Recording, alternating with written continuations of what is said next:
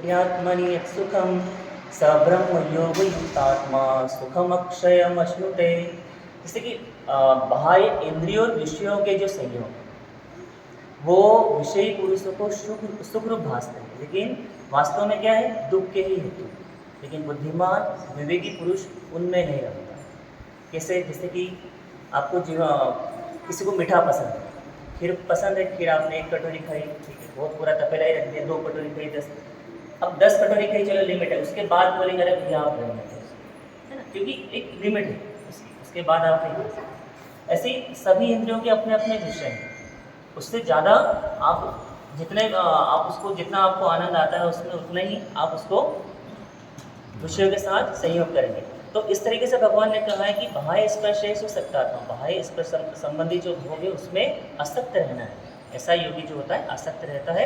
विन्दति आत्मनि यत् सुखम, जो आत्मा में ही सुख वाला होता है। स ब्रह्म योग युक्त आत्मा सुखम अक्षय मशुके, वो अंतरात्मा में ही सुख वाला और परमात्मा में ध्यान वाला परम सुख को प्राप्त हो।